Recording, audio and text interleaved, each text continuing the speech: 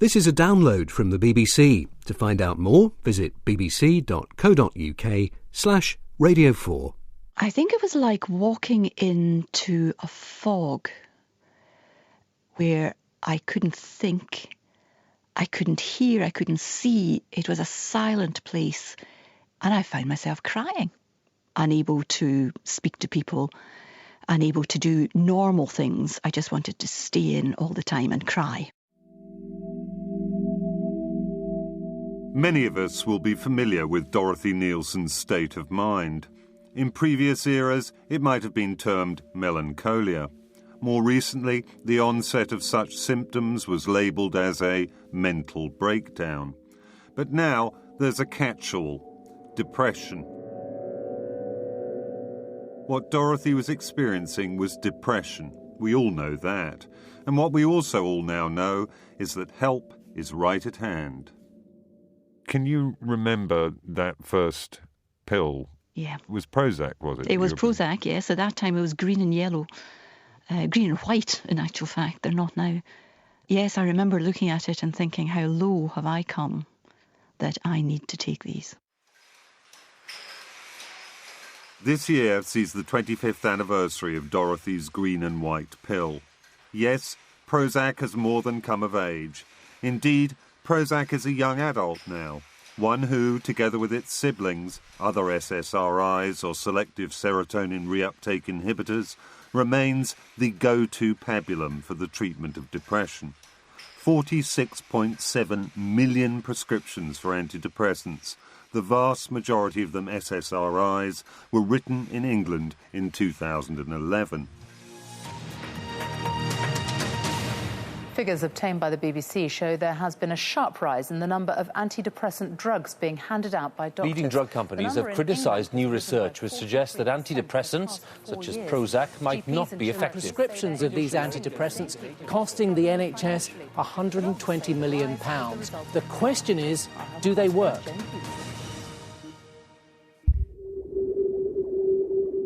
So, is Prozac a truly effective treatment for depression, or is it just another crutch? Are we, as a nation, too dependent on these drugs, or is their widespread use a function of a more stressful society? And what about the critics of antidepressant medication, of whom there are many? Is there any substance to their claims that Prozac and the other SSRIs are not only no more effective than placebos, but may also be positively harmful to vulnerable patients? While it may have taken until 1988 for the drug fluoxetine to actually begin being marketed as Prozac, the molecule's life story starts in the laboratories of Eli Lilly, the giant US pharmaceutical company, in the early 1970s. And if anyone deserves to be called one of the fathers of Prozac, it was Dr. David Wong. At that time, a young research chemist who was interested in the chemical processes involved in serotonin reuptake. We identify two molecules that are able to selectively block or inhibit the uptake of serotonin in middle of 1972. And so we felt that it should be an effective antidepressant drug.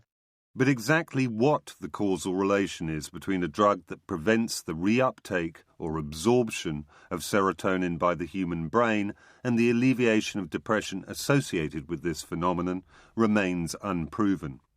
I put it to the drug's discoverer that even serotonin reuptake itself may not be as strongly correlated with mood changes as some studies suggest. Absolutely. I think that what happened is inhibit uptake of serotonin, only the initial steps. It is still a challenge to unravel the process of how depression being treated. But you're reasonably confident now, looking back, that Prozac proved to be an effective treatment for depression? There is a population of patients that may not be able to benefit from treatment of fluoxetine. Some reports mention maybe from 1/3 the population of depressed subjects. So there's a lot of improvement to be made with fluoxetine. But at least we can say that we have identified molecule have less side effect. And because of that, the greater acceptance and willingness for patients to come for treatment, more lives have been saved than otherwise. While the father of Prozac's attitude to its efficacy remains measured, this has never been reflected either by its vendors or its buyers and users. By 1993, Eli Lilly were helping to fund the largest public service campaign in US history on behalf of the National Mental Health Association. Sadness, terrible, terrible sadness. Oh my God, how worthless am I? Pleasure seems to have gone out of life. If this sounds like you may have clinical depression. It's a medical illness and treatments are available. In the same year, a new and supremely emotional fashion statement was being reported on the US news. The hottest selling item in trendy Manhattan boutiques these days are Prozac baseball caps. In 1994, Elizabeth Wurtzel published her memoir, Prozac Nation, and by 2001, it had mutated into a major motion picture. I call this the crack house where I come to score. Dr. Sterling is my dealer. Seems like everyone's doctor is dealing this stuff now. Sometimes it feels like we're all living in a Prozac nation. While this tells us what went on in the outside world during Prozac's turbulent childhood, it takes us no closer to understanding the inner world of the drug. In order to secure an answer to the contentious question, how does Prozac actually work, I spoke to Dr. Robert Baker, a psychiatrist and Vice President for Global Medical Affairs at Eli Lilly. Well, we know that it treats depression, and we know what it does. I don't think that any of us know precisely what are all the steps that go into that, but we know for sure that blocking serotonin reuptake treats depression. What you seem to be saying, though, is that we can measure serotonin reuptake in the brain, and we can obviously analyze whether or not people are depressed, and the two seem to have a strong correlation without us necessarily knowing what the precise mechanism is between the two, the causal mechanism. Yes, the connection is indirect. We know that that's what they do in the brain. We know that they reduce symptoms of depression, and therefore we infer that those two are connected. Many millions of people have been prescribed Prozac and other SSRIs in the last quarter century. Are you sanguine about that? The Prozac and the SSRIs that have followed it, on the whole, have had a great impact on depression and helped many, many people. I think they have fallen far short of helping everyone. You know, even though it's improved over the old medicines, they certainly have their own adverse events. So I think for any individual patient, it's a less straightforward question whether the net benefit is positive or negative. But on average, it's very clear that you're getting more benefit from this than the cost, and then multiplied that over a large population means that it's had a great impact. Why do you think it is exactly that Prozac became quite as famous as it did? My personal opinion is because it did so much to change the way that we think about depression. More patients could get the benefit without all the difficult and unwanted things of the old medicines. It really then created a new consciousness within those who needed treatment for their depression, that there were medication options. It changed the thinking. Thinking was undoubtedly changed by Prozac. The idea that depression was a treatable medical condition rather than some sort of personal or even moral failing may have been a more important legacy of the drug than its actual mental effects. Effects the precise nature of which both its father, Dr. David Wong, and its current guardian, Dr. Robert Baker, seem to have a less certain grasp on. But what about its current extremely widespread use? Is this justifiable on any basis? I asked Dr. Wong if he thought Prozac and the other SSRIs were overprescribed. In some way, yes, I think so. Unfortunately, driven by the publicity and people so much more willing to take the medication for not necessarily to deal with their illness in depression, but for quite short-term problems. Yes.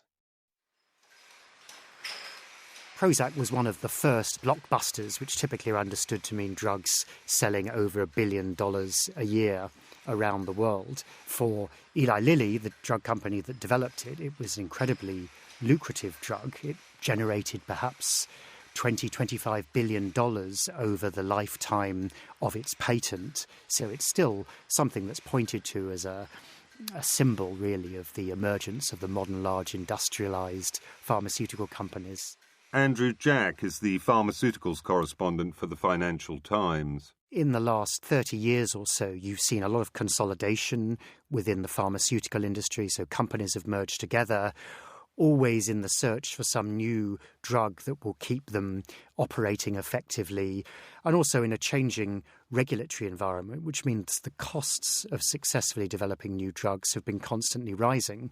And that helped trigger something of an arms race with the big drug companies raising prices, but also hiring large commercial sales forces in order to sell their drugs very widely. So, of course, in theory, you would argue that an effective new medicine would sell itself. But drug companies would argue that doctors very often are very conservative, that they aren't necessarily following the latest literature or studies very well. And so they're always pushing to encourage broader awareness or to make the argument that their drug can do well. And so Prozac was one of those drugs that was associated very much with this huge commercial push by drug companies to raise income from drugs and to market them very widely. Huge multinational corporations, aggressive sales techniques deploying new conceptions of what constitutes the acceptable human condition, and at the end of it all, drugs that are meant to make people feel, relatively speaking, happy. You don't need to be Aldous Huxley in order to see the rise and rise of Prozac as a key aspect of a dystopian future, which has already arrived. Right, wait a minute. Have we got the right place? Yes, Orbach on the bell. Susie Orbach is a writer and psychotherapist whose career has consisted in holding her psychic finger to the collective pulse. Hi. Okay. If you have severe depression, it is a terrible, terrible state to be in. And if you have been lifted out of that by an SSRI, then you've got a little bit of confidence to feel that you won't go there again. I've seen over the years that it provides an enormous psychological crutch in a positive way, not in a negative way. You said you have doubts about the drug. So what are those doubts? The question really is why have the drug companies spent so many millions in marketing unless they're actually in it to do something very different, which is to reshape our understanding of emotional unhappiness. You see that depression is being resituated as something that is quite different than a clinical depression, which is it's very explicit. It's not feeling down, it's not feeling blue, it's a form of breakdown. Do you see a change in the attitude of people who come to you as a practitioner in the way that they view their own unhappiness? Absolutely. There are 25-year-olds who've come to me who've grown up with an entirely different sensibility. They've been to the best universities. They've got really good jobs, but they don't feel they exist. They were built psychically to perform and to please and to get feelings of well-being from high achievement and from looking great, and nothing nourishes or sustains them except maybe the next mountain to climb. So I could say these are Prozac children. They're not actually, but they are the age at which a drug comes onto the market where the assumption is you do these things and you're going to go forward and life is going to be just great. Well, I mean, my immediate reaction to that is it's a culture of consumerism. Of course, it is exactly that. It is exactly that. So you want to consume happiness too. Could it be that Prozac is itself one of the serpents entwined in the strange caduceus of our modern obsession with mental health? Many people feel our society is typified by emotional deprivation and material plenty, but perhaps this is just more nostalgia for the Blitz spirit, which not only provided social cohesion, but also lowered the incidence of suicide. Yet however we view Prozac and antidepressant medication at a collective level, individuals can undoubtedly have a negative experience of it. One that may include major depressive disorder, obsessive-compulsive disorder, bulimia and panic disorder, abnormal dreams, abnormal ejaculation, anorexia, anxiety, asthenia, diarrhea, dry mouth, dyspepsia, flu syndrome, impotence, insomnia, sinusitis, somnolence, sweating, tremor, vasodilation and compulsive yawning. And then there's suicide. As with all matters to do with psychopharmacology, the question of whether Prozac can increase the risk of suicide in those who take it, especially the young, is hotly and statistically contested. But as any good doctor will tell you, statistics aren't about individuals, and especially not about individuals such as Linda Hercombe, an American by birth who in 1998 was living in Shropshire with her bright and engaged teenage daughter, Caitlin. She was a very witty kid and kind of distinction student, and like a lot of striving young people, she seemed to feel negative things really strongly, but certainly in not an abnormal way.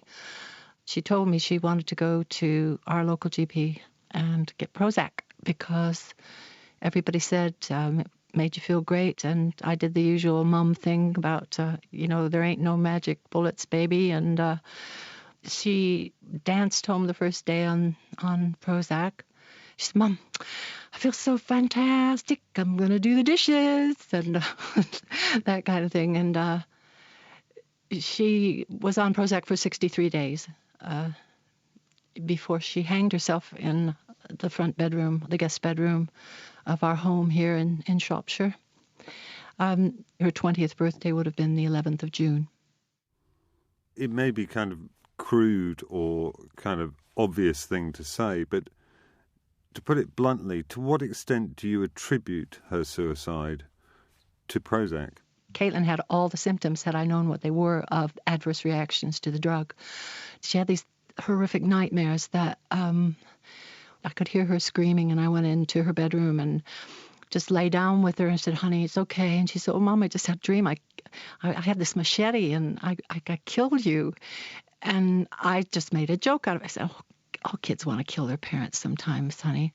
That kind of thing. And then because she was a healthy and undepressed young person, although, I've heard everybody say, skeptics, you just didn't know she was depressed. It's undiagnosed, and of course it was the disease.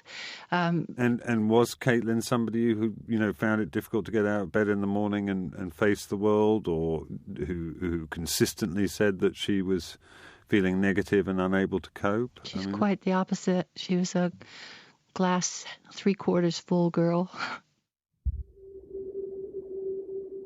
None of Caitlin's reactions to Prozac would have come as any surprise to Dr. David Healy, the Professor of Psychological Medicine at Cardiff University School of Medicine and the author of Let Them Eat Prozac. Healy has become the most outspoken critic of Prozac and the other SSRIs, pitting his own studies and figures against those of the drug companies and other medical experts. Per year in the UK, roughly about 200 to 300 extra people go on to suicide as a result of this group of drugs than would otherwise have done so had they not been put on the drugs. You make this point that some individuals may experience strong suicidal tendencies. What would you say to the rejoinder to this, that, well, these people are depressed? They might well have taken their own life anyway or felt increased suicidal feelings. If you give these pills to healthy volunteers, or people who are on the pills for OCD, which is a condition with a low risk of suicide, or people even who are on the pills to try and help them stop smoking and who are not clinically depressed, there's a much higher rate at which all of these groups of people go on to commit suicide. But I suppose the other obvious comeback would be, yes, there are these particular cases, but then you've got these many, many other cases where people have not killed themselves who might possibly have done so. What's clear from the clinical trials, though, is for everyone whose life has been saved because they've gone on the pills, there's an equal number whose lives have been lost because they've gone on the pills. And over and above that again, there is the equivalent in the UK of 200 or 300 people per year who've gone on to suicide because they've been on the pills. The clinical trials show that more people die on the drug than are saved. The layperson could be forgiven for feeling like an Alice through the looking glass in this topsy-turvy realm, and nothing perhaps serves to demonstrate this confusion more than the way Professor David Nutt, a psychiatrist and, like Dr. Healy, a specialist in neuropharmacology, nonetheless takes a diametrically opposite view. You'll probably be familiar with David Healy. He says that per year 200 to 300 extra people go on to commit suicide in the UK as a result of SSRIs. Well, I have no idea where he gets those data from. In countries like Scandinavia, where the SSRIs became essentially the only treatment for depression 20 years ago, suicide rates have dropped because basically less people are depressed. Let me make it clear what we know about the SSRIs. We know that they enhance serotonin in the brain. In some people, that increase in serotonin can lead to an activation syndrome. People can ruminate more about either harming themselves or harming others. They can have sleep disruption. But you wouldn't say that, because of course this is the area, the activation syndrome, that people zero in on and say, we know people are getting this, they're restless, they're having too many thoughts, and they kill themselves, or they attack somebody else. But you would say, no, this needs to be effectively clinically monitored, the patient needs to be educated, but this is no more substantial risk than that if untreated depression leads to suicide. These drugs are not benign, but overall their net benefit, I believe, is actually totally outweighs any drawbacks. I started prescribing antidepressants back in the early 1970s when I started as a doctor, and I saw my patients kill themselves. In fact, up to 1,000 people a year were dying because they were being given prescriptions of amitriptyline and other tricyclic antidepressants. And then, as depressed people often do, they take overdoses. And those drugs were very toxic. And when the SSRIs came along, the worry was lifted from the shoulders of psychiatrists because it's impossible to kill yourself with one of these new drugs. I still do find it bizarre that people aren't celebrating the reduction in deaths by having a new drug, SSRIs, compared with old drugs. I mean, that is a major advance in medicine. Why isn't that being celebrated? Once the layperson enters the realm of experts defending their position with statistics derived from clinical trials, she rightly seeks to understand their methodology. Unfortunately, such is the complexity of the disputes surrounding trialling, and in particular the trialling of mood-altering drugs, that we could devote several programs to this subject alone. For Prozac and the SSRI's critics, the drug manufacturers have historically been selective about which trials they quote, choosing those that optimize beneficial effects. The manufacturers, by contrast, dispute the critics who find that placebos, inert substances, work just as well to alleviate depression, arguing that it's actually impossible for true placebos to be administered under so-called double-blind conditions. This is just one of the fault lines between Prozac's defenders and attackers. It is perhaps predictable, if not statistically so, that Dr. Robert Baker of Eli Lilly would contend Prozac does not increase suicide risk in itself, although he concedes that there are studies that show an increased level of suicidal thoughts among adolescents who are taking SSRIs. And he was also at pains to stress that adolescents and other vulnerable patients should maintain a close dialogue with their doctors concerning any antidepressant medication. It's here, at the coalface of medicine, that the real efficacy or otherwise of these antidepressants can be properly assayed. So where better to go for answers than the man I discuss my own health issues with, my own GP? Well, we're sitting here in Dr. Dominic Stevens' surgery on the first floor of the South Lambeth Road practice. And Dr. Stevens is sitting in his habitual pose. On a personal note, I once came to see you and said to you that I had great difficulty giving up smoking because when I stopped smoking I got very depressed and very antisocial. And you suggested that it might be an idea to prescribe an SSRI of some kind to bridge that gap. That seemed like quite a radical idea to me. I mean, I wouldn't have minded if you'd said to me, get a grip on yourself, give up smoking, and, bear the depression like, as it were, like a man. Well, first of all, nothing can be worse than continuing to smoke. I knew you were going to say that. So if you're talking about costs and benefits, that doesn't really come into it. Apart from anything else, you're giving up one highly addictive chemical for one that isn't. And if it helped to stay off smoking, then it would be worth it. A lot of the talk around Prozac concentrates on distinguishing between different kinds of depression. As a GP, what would be the kind of loose threshold at which you would consider prescribing some form of antidepressant medication? If I come in to see you and say, I'm feeling pretty down, I find it difficult to get up in the morning, my sleep is disturbed. Oh, that's plenty, yes. That's enough for you? Yes. Given some of the concerns that have been voiced about Prozac, do you not find it strange to be prescribing that for people who just sound a bit down to me? That's a very difficult question. And if somebody has been down for a week, then that's different from somebody who's been down for 6 months. The antidepressants don't just blot out the problem, they don't just give you a rest from the problem, they help you to cope with the problem. Do you not think there's something funny about a society in which doctors medicate for bad things happening to people in life? Yes. I mean, it's a horrible responsibility apart from anything else. Perhaps we're just meant to be unhappy. I mean, maybe the world is a difficult and abrasive and hard place, and we'd be better off as a society if we acknowledged it in some way rather than papering over the cracks. Acknowledged it and shared the pain. Shared the pain. The problem is that there are lots of people who are depressed who actually aren't able to deal with it. And if it helps them to feel better so that it increases their power in the difficult situation they find themselves in, well, I think it's worth prescribing. I remember a woman of about 80, this was a few years ago, and she came back and she said, I haven't felt as good as this since I was a teenager. I have seen 2 or 3 artists who specifically said that their creativity has been helped by it. And I remember one woman, she is a painter, and she said her colour palette had completely changed from dark colours into brighter ones. I found Dr. Stevens, a clinician I personally trust, far more convincing than any number of statistical studies. But once we become subjective, we're confronted by another dilemma. For one artist's inspirational meet may well be another's creative murder.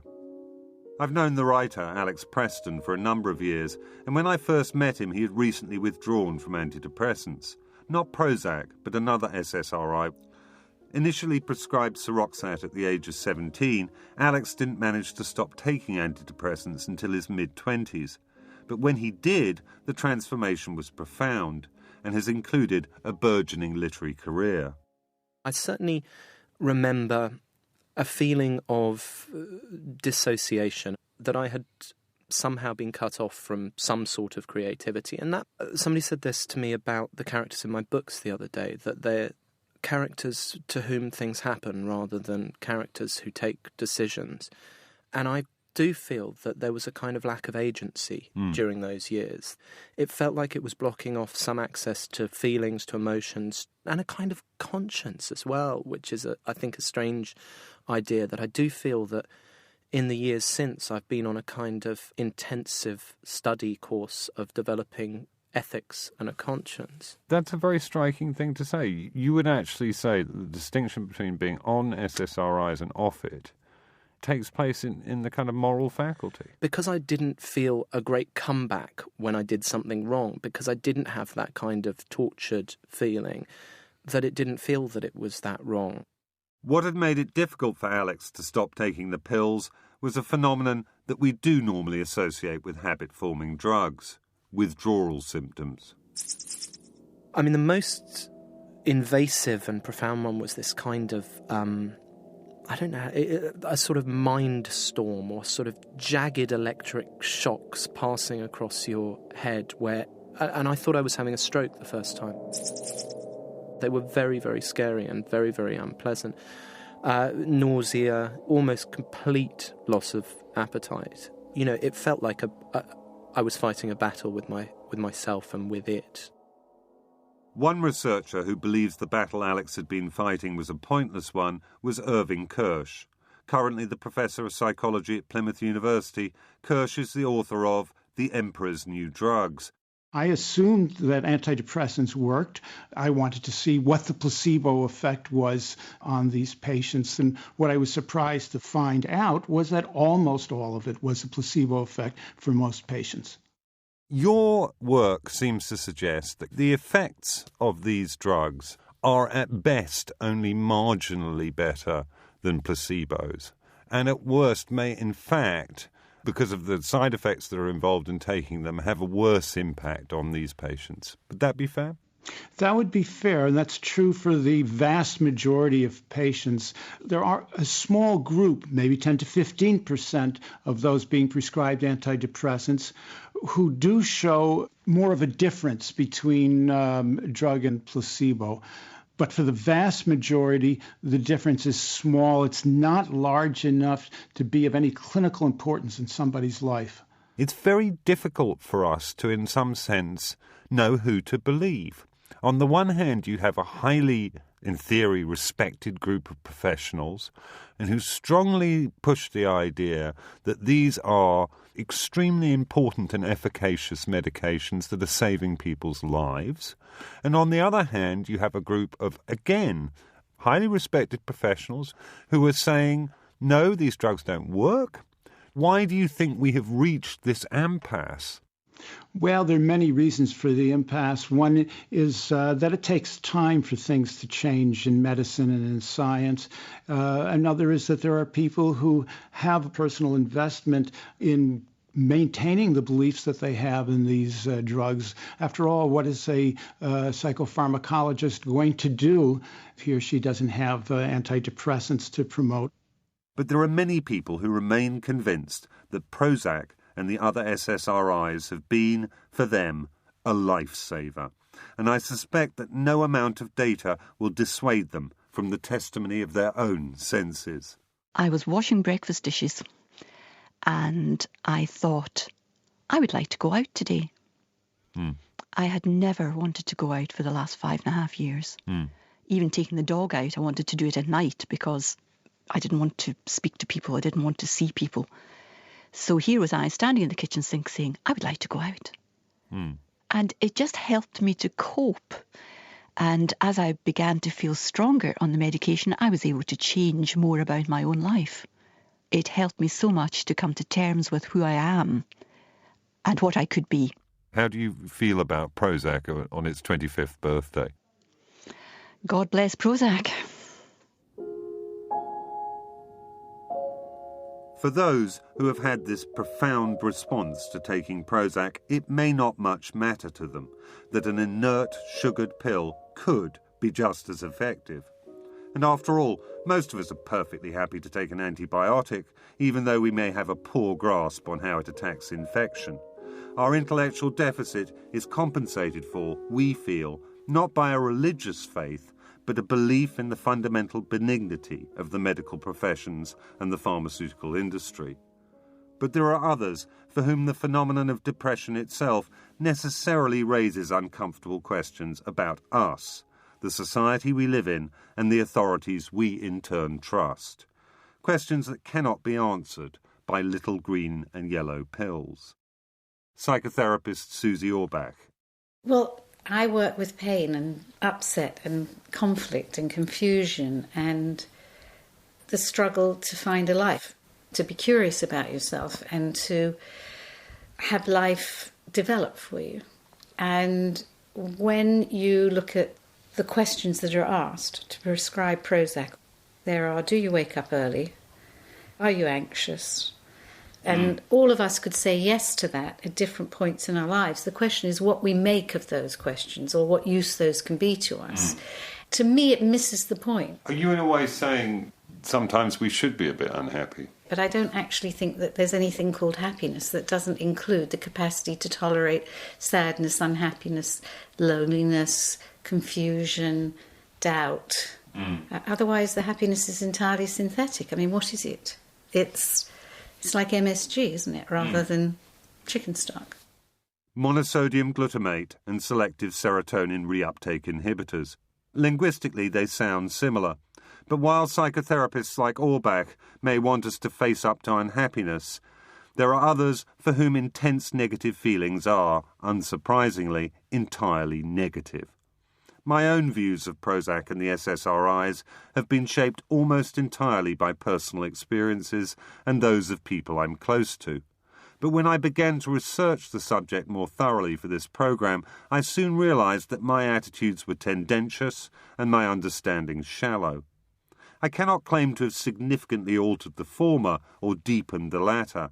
However, I think something we can all agree on is that Prozac's life story, thus far, seems to parallel that of many a depressive person.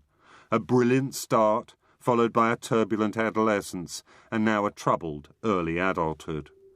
What the future may hold for this once lauded wonder drug and its other SSRI siblings remains to be seen. But as with any individual, we cannot hope to understand them in isolation. The story of Prozac draws our attention ineluctably to wider questions. What is it to be happy and to be sad? And who do we trust to help us regulate our emotions? And who, in turn, do we trust to regulate the regulators, if not ourselves?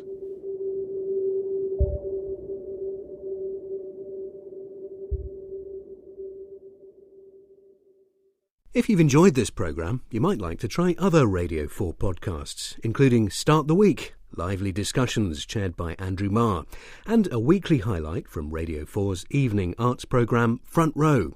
To find out more, visit bbc.co.uk/Radio 4.